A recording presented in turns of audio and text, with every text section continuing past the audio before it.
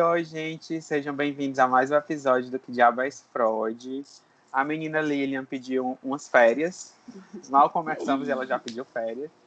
E aí, diante disso, eu estou convidando alguns colegas que trabalham também com psicanálise para a gente conversar algumas temáticas. E aí, um belo dia, estava eu no Instagram, fuçando, vi uma postagem da Vanessa em que ela falava sobre o luto, falava sobre o luto em uma perspectiva, o luto através do filme do Forrest Gump. Achei muito interessante.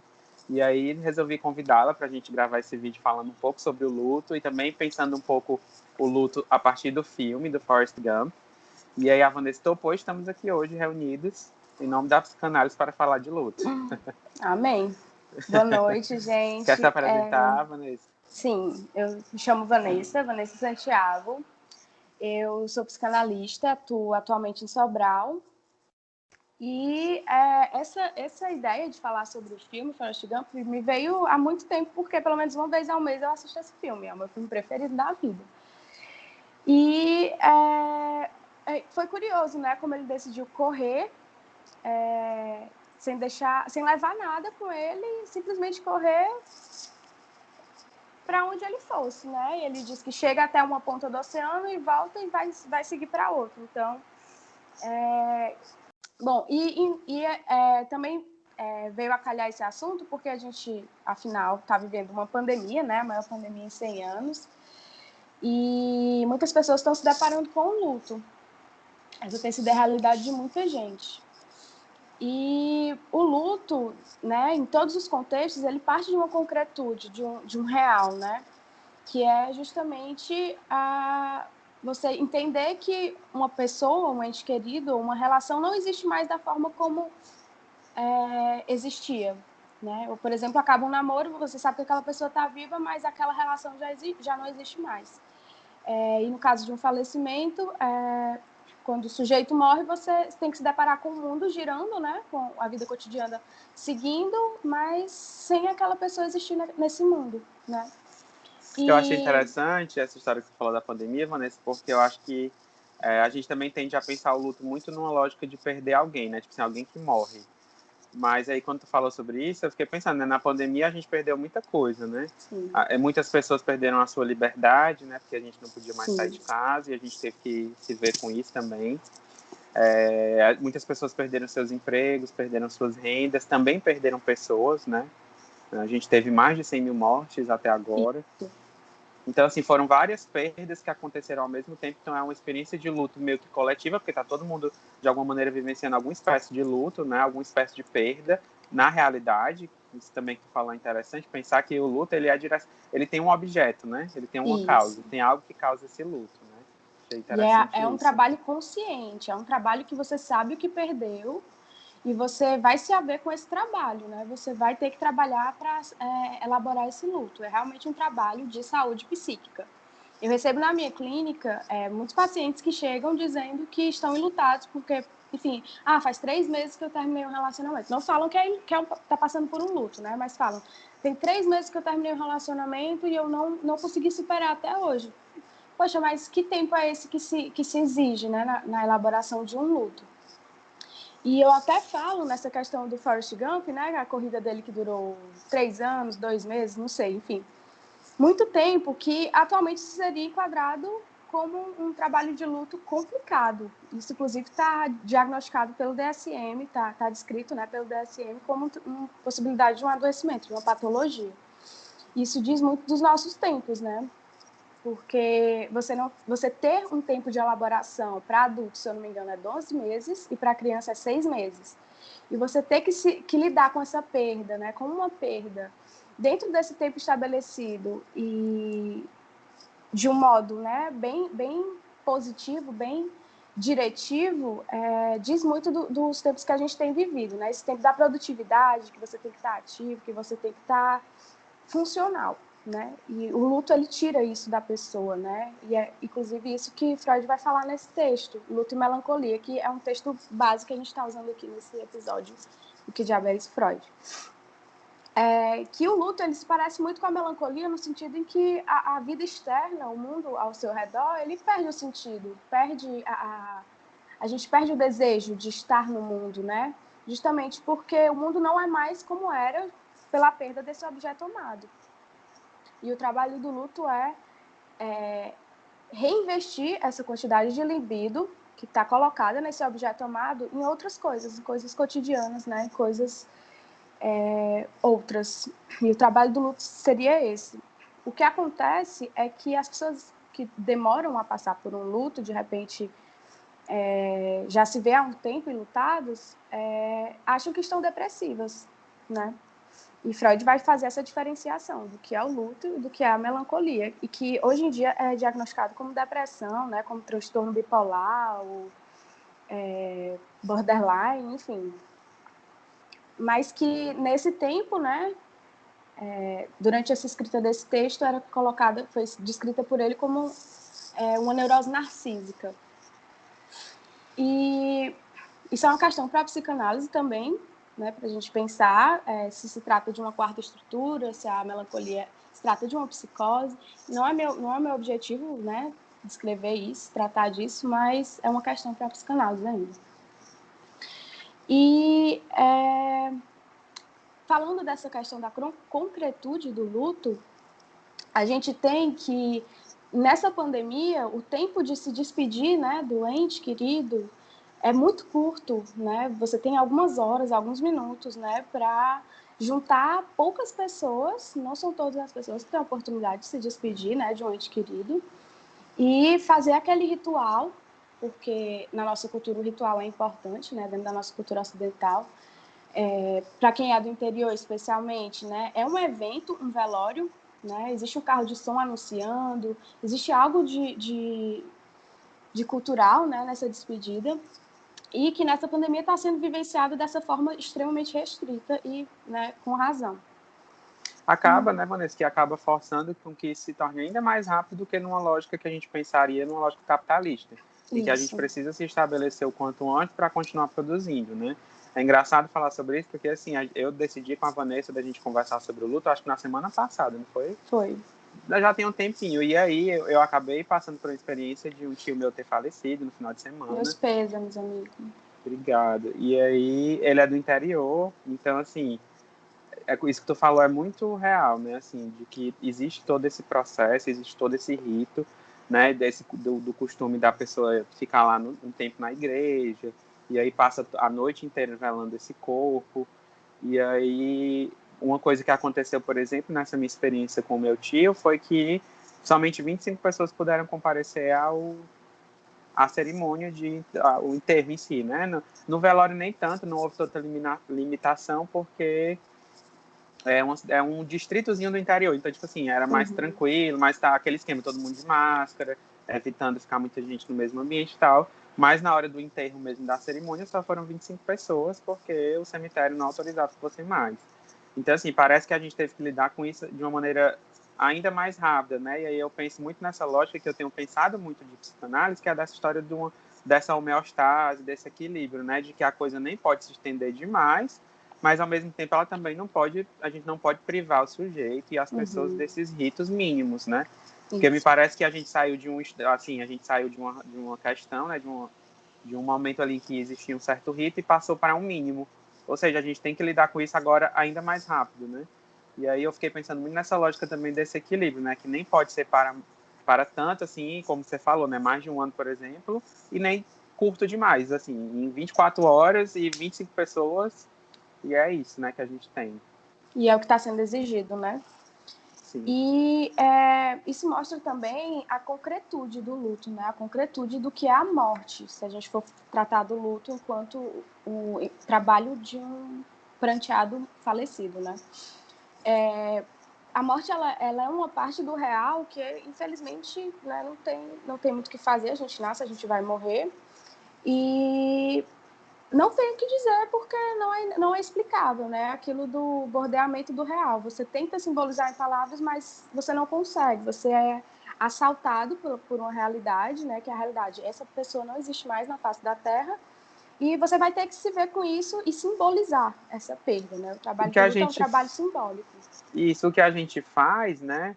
É como se fosse assim, existe uma questão e a gente vai circundando essa questão de alguma maneira, através quando a gente fala de simbólico, né? Através da fala, por exemplo. Sim. Então, por exemplo, foi engraçado porque, assim, eu até costumo falar isso, ultimamente eu tenho me colocado muito nessa posição de observar mesmo o mundo, tudo ao meu redor.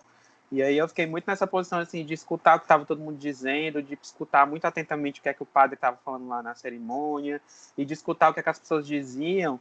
E aí a gente escutava muito isso, né? Como que cada pessoa meio que lidava com aquilo. Uma pessoa dizia que foi melhor porque ele estava sofrendo, e a outra pessoa dizia que se consolava no fato de que em algum momento, né, a minha família é majoritariamente católica ou evangélica, e aí alguém dizia, não, lá no céu a gente vai se encontrar, e aí cada um vai bordeando a questão da morte, porque no final das contas a gente não sabe, ninguém voltou de lá para dizer para a gente o que é que acontece, então o que a gente faz é um sentido que se dá, né? É um sentido que se dá. Então a gente tem uma questão ali e a gente vai tentando dar sentido ali, bordeando essa questão. E quando a gente fala que bordeia, é porque a gente não consegue chegar ao centro dessa questão, porque é isso que eu estou brincando aqui, mas quem foi para lá não voltou para dizer como é. Então, assim, o que a gente faz é tentar dar algum sentido para isso, né? E aí cada um faz isso de alguma maneira. E aí, então, assim, o padre, inclusive, quando ele foi falar, foi interessante, porque ele falou sobre aquela questão das 5 fases do luto, e aí ele deu um sentido para cada fase, e aí sempre trazendo uma questão bíblica ou em referência à Igreja Católica e tal. E aí, esse é um trabalho, né? É um trabalho, o luto é um trabalho também, né? Isso. A pessoa está trabalhando ali de alguma maneira para, não sei se para melhorar, mas eu acho que é mais ou menos isso. Então, assim, esse trabalho começa, talvez, na hora que você recebe a notícia, né? De que aquela pessoa morreu. E aí, inclusive, através da negação, né? De negar, não existe, não pode. Isso faz parte do trabalho de aceitação, né? Exato. Inclusive, eu estava assistindo uma aula hoje, né? E a pessoa falava que a primeira fase hoje, eles entendem que é o choque. Tem o choque da notícia e, a partir dali, começa-se esse trabalho de negação, aceitação, barganha, aquelas 5 fases que eu acho que são bem conhecidas, né?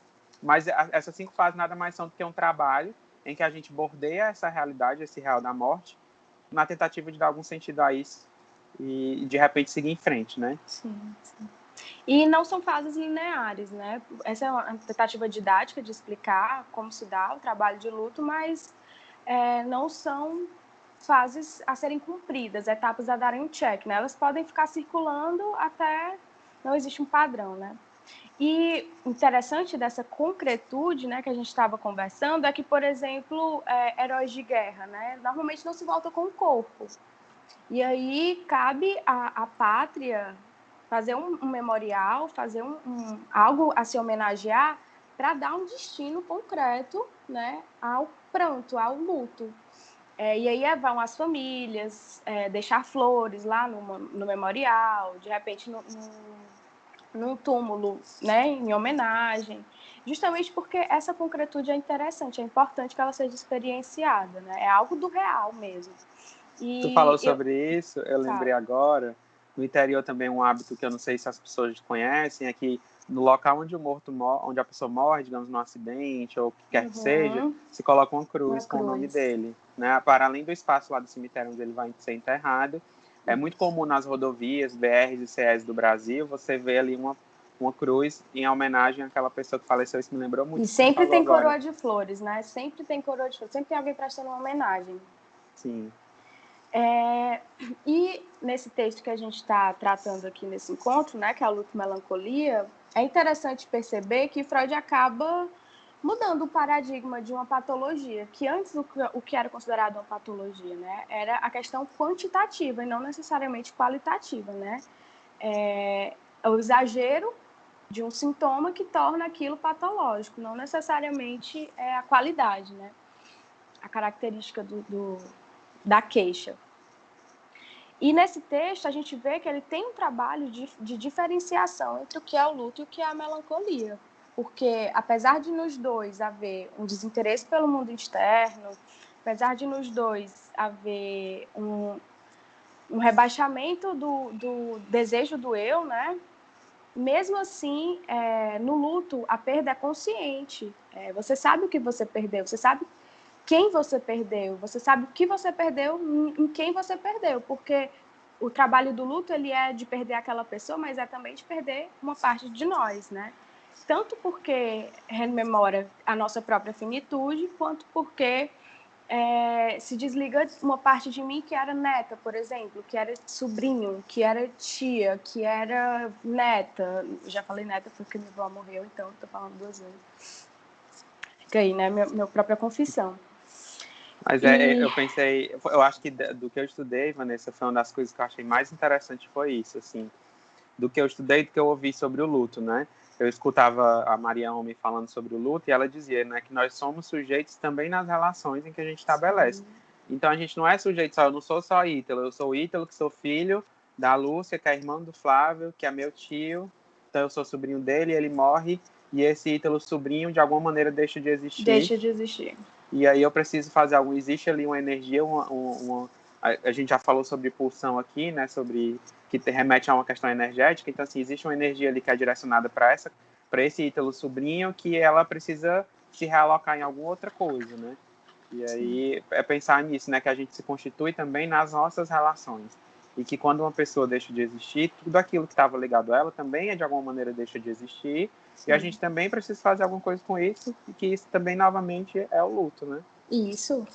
E enquanto na melancolia, isso é o luto, e essas características estão presentes na melancolia, mas na melancolia não se sabe exatamente o que perdeu. E aí entra o grande X da questão, né? É um processo inconsciente. Né? O luto é um processo que passa pela consciência, que é um sinal de saúde psíquica. Eventualmente, todo mundo vai passar por um processo de luto e não necessariamente vai adoecer, né? Independente do tempo que leve, independente do que o DSM considere saudável ou não, cada um vai ter seu tempo de trabalho. Agora, na melancolia, o que se difere é que o rebaixamento, o sujeito em sofrimento, ele se identifica com o que foi perdido, apesar de ele não saber o que perdeu.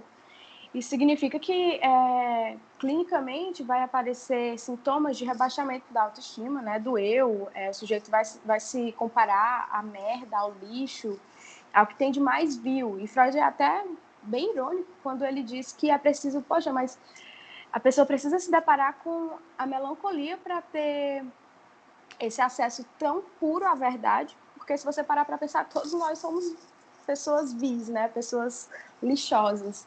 E o melancólico tem essa relação tão próxima com a verdade, tão direta, tão sem fantasia, né? Para mediar essa relação entre o vazio da existência e a existência em si. Foi isso que eu pensei, né? A gente que é neurótico, a gente vai construindo um monte de fantasia. Isso, para dar sentido, né? E acaba se blindando dessa relação com o real, com a realidade, que muitas vezes é cruel mesmo, a gente se perceber vil, uma merda, um lixo mesmo, porque eu acho que todo mundo, de alguma maneira, em algum momento se sente dessa maneira, mas vai recobrindo isso com a fantasia, né? Exatamente. E aí é onde entra atualmente o diagnóstico de depressão, né, amigo? Porque como a gente escuta do depressivo falar que perdeu sentido na vida, perdeu o direcionamento, já não se sente investido em mais nenhum projeto pessoal, nenhum trabalho, e ao mesmo tempo se enxerga dessa forma tão baixa, né?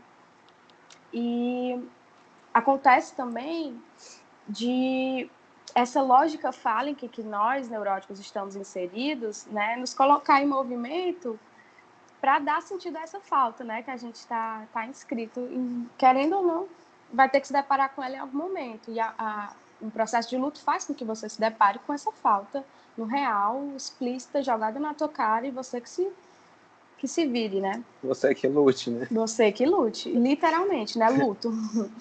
E aí tu falou sobre isso, eu lembrei de uma coisa que eu acho que uma das coisas que o luto joga na nossa cara, de uma maneira não muito agradável, é que as coisas não são para sempre, né? Isso. Assim, eu acho que é uma das coisas que de alguma maneira a gente se blinda muito, né? Assim, eu fico pensando, obviamente o meu primo, por exemplo, sofreu muito mais, minha tia sofreram muito mais porque ela era esposa, ele era filho, então assim, a minha relação já era uma relação ali, o próprio direito fala isso, né? Uma relação de segundo grau, de terceiro grau, enfim. Mas assim, a gente se blinda muito nesse sentido porque a gente não gosta sequer de imaginar, por exemplo, nossa mãe e nosso pai mortos, que são pessoas que são mais próximas da gente, né? Com quem a gente tem uma relação de afeto, talvez, assim, algumas pessoas, nem todo mundo, né? Mas uma relação de afeto mais próxima. Então, assim, tem muitas pessoas que a gente sequer se permite pensar na possibilidade daquela pessoa deixar de existir, né? Isso. Inclusive nós mesmos, né? A finitude do próprio eu, a materialidade finita do eu, que acaba retomando a questão do narcisismo, né? Esse texto que é tão bonito, de 1914, que fala desse eu ideal, que no melancólico é como se houvesse uma falha, né? Como se houvesse esse objeto perdido está identificado, porque o eu ideal não foi investido de afeto, né? Não foi idealizado, né? Também pensei sobre isso, né, sobre o processo de luto. O que é que o luto traz de bom para a gente, né? Assim, pensar também qual é o silver lining, né? O que é que tem de interessante no luto é pensar, né, que uma vez que a gente consiga transpor a gente consiga passar por esse processo do luto, né, dar sentido a isso de alguma maneira, a gente consegue se abrir para novas possibilidades, para novas ligações, para novas relações. E é por isso que é importante esse momento do luto, né? Por isso que é importante que a gente passe por isso e que a gente encontre maneiras de lidar com isso.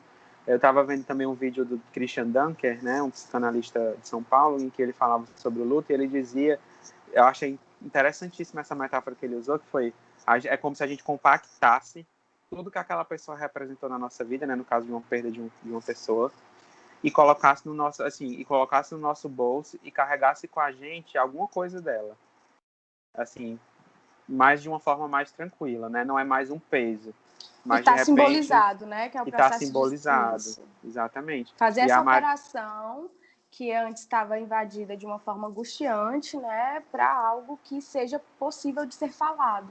Né? Exatamente, é como se fosse uma grande coisa, aí a gente vai dando conta e vai diminuindo, Sim. até um ponto que chega em alguma coisa que é como se fosse uma lembrança. E a Maria Homem, né, ela falava sobre isso, ela dizia, vocês já prestaram atenção que, às vezes, quando a gente perde alguma coisa, ou perde alguém, de repente, a gente começa a fazer coisas que a gente não fazia. Então, por exemplo, eu perdi alguém, por exemplo, que gostava muito de jogar futebol. Aí, do nada, eu decido jogar futebol, por algum motivo, enfim, por algum motivo que a gente sabe, nesse caso, do que se trata, mas é nesse sentido, assim, permitir essas novas possibilidades, essas novas ligações. Eu também achei, assim, muito interessante pensar nessa perspectiva, né, de entender o que é que esse Direcionamento luto... funcional que dê um destino, né? A criação de outros elos, de novos elos, Sim. né? E aí ela pergunta isso, né? O que você pode carregar consigo dessa pessoa, dessa coisa que você perdeu? Mas, assim, nessa perspectiva de ser algo compacto, que está ali com você, mas que não está representando mais uma grande carga de sofrimento, de culpa, de angústia, ou qualquer sentimento que a gente possa associar a um luto. Um luto a gente não associa só tristeza. Tem gente que sente raiva, tem gente que sente angústia, tem gente que sente tristeza, tem gente que não sente nada, e a forma que ela encontrou talvez de lidar com isso, mas assim, o que é que a gente pode fazer com essas coisas que a gente sente, né? Eu achei interessante também pensar nessa perspectiva. E entender que também vai restar, né? Vai restar uma quantia de insimbolizável, porque você nunca vai dar conta de tudo e é a vida, né? É disso que é o real e a experiência do luto, ela vai ser elaborada, esse sofrimento não vai ser mais um sofrimento dilacerante, mas vai restar a saudade, você vai ter que lidar, se ver com a saudade, né? E ter que lidar com isso diariamente, vai, mas ao mesmo tempo, né? Aquele objeto que te lembrava, aquela comida que te lembrava aquela pessoa, vai deixando de ter aquela carga tão pesada que tinha e de repente você vai conseguindo se relacionar diferentemente com essas coisas que te lembram, né? Esse sujeito que se foi. É como se fosse uma tentativa da gente transformar dor em saudade, alguma coisa nesse sentido, assim, que eu penso que seria interessante pensar na perspectiva de um luto, né? Sim. E no mais é isso, no mais é dizer que não é porque você está 3 meses, 4 meses enlutado no fim de um relacionamento ou pela perda de um ente querido, significa que você esteja depressivo, que você precise de antidepressivos para lidar com essa dor, né? Não significa que também não vá se tornar uma depressão, porque é disso que Freud trata nesse texto, né? Freud fala que o luto pode desencadear uma perda do eu, né? Uma melancolia, uma depressão hoje em dia. E dizer que, no fim das contas, cada caso é um caso. E o que importa para a gente na psicanálise é que o sujeito dê destino a essa dor, né? Que ele fale sobre isso, sobre sobre essa angústia, sobre... E quando um paciente chega enlutado, não é luto, é normal, vá para casa. Não é disso que se trata, não é isso que se faz. Dar o destino, ajudar a dar o destino a essa dor, né? Sim, sim. Eu acho que é bem por aí mesmo. Queria agradecer muito. Eu até pensei em alguma coisa que eu ia falar, mas foi, então deixa. Mas queria agradecer muito a Vanessa ter aceitado o meu convite do nada, né? Eu comento lá um post dela, vamos gravar um episódio do Que Diabo é esse Freud. Agradeço e a colaboração foi muito interessante pensar isso com você. Estava com saudade também. Eu também, amigo. Fazia tempo que a gente conversava. E levando em consideração a temática que a gente está trabalhando, a gente gostaria de indicar que vocês vissem um filme, quem nunca viu, que chama Forrest Gump, eu acho que é o Contador de Histórias, né, o nome. Isso. Assistam o filme, vão lá no Instagram da Vanessa, que é o teu Instagram profissional, amigo, como que é o arroba? É Psi Vanessa Santiago. A Vanessa fez lá uma elaboraçãozinha falando sobre isso, então quem quiser dar uma conferida lá, para ver o textinho que ela escreveu. E no mais é isso. Gostaria de agradecer a quem está assistindo. Se vocês também quiserem contribuir de alguma maneira, estamos de portas abertas. Agora que a Lili está de férias, o período de férias de Lili, a gente vai ter que preencher o espaço dela de alguma maneira até que ela volte. Eu já sei quem vai ser o próximo, já vou te indicar. Pronto, ótimo. E também convidar a Vanessa, também digo que as portas estão abertas. Sempre que você tiver interesse de falar sobre alguma coisa e conversar com a gente, estamos aí. E é isso. Obrigada, viu, amigo? Amei participar. Me chame de novo. Imagina. Então, esse episódio vai estar disponível no YouTube, no Spotify. E é isso. Compartilhem com quem vocês acham que vão se interessar de escutar um pouquinho sobre isso. Boa noite. Beijos. Tchau, tchau. Valeu.